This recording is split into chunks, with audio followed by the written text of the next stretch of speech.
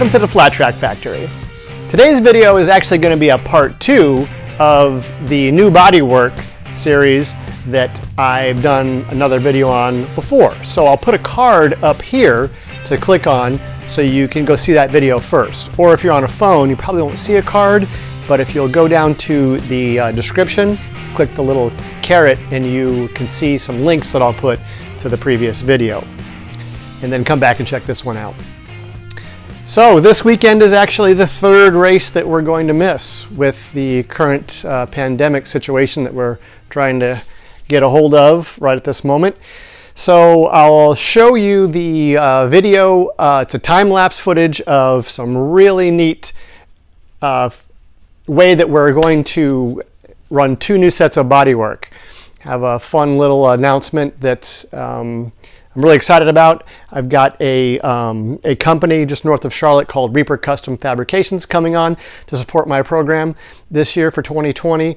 And we have a company that they work with doing wraps, vinyl wrapping of race cars and things of that nature. So they got involved in motorcycle racing for the first time, so they captured a time-lapse footage of wrapping flat track bodywork, and I thought you might want to see that. So I'll put that here in a minute. And since there's no racing, I'm kind of bored. I want to talk about racing a little bit, so we'll talk about maybe some new kit that I've got going. I'm super excited about a completely new shock profile that I'm going to run this year. I've got my friend Tim Anderson, who works on the road race side, who has some really exciting new settings, including a negative spring, which I've never run before. And we think that it's going to solve some of the problems that I've been having.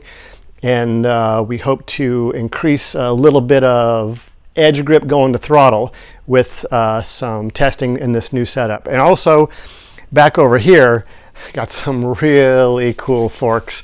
I'm very excited. We had the inner tubes coated with DLC, diamond-like coating, and if nothing else, it totally has gotten rid of the stiction typically in forks, and it looks really sexy.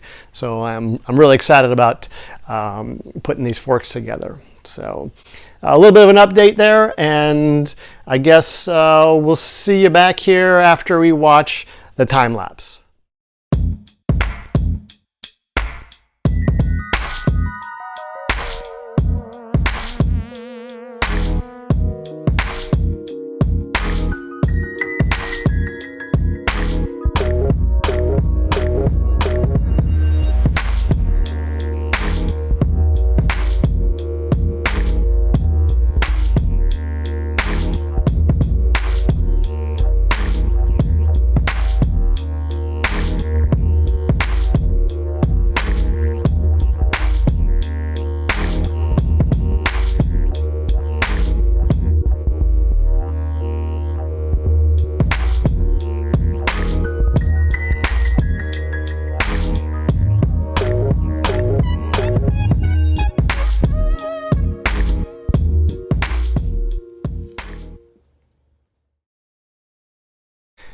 I don't know about you, but that might as well be magic to me. I have no idea how they do that.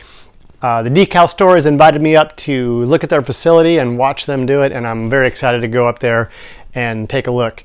It might be something really cool for us flat trackers. I really don't know yet. I'm impressed with working with these guys.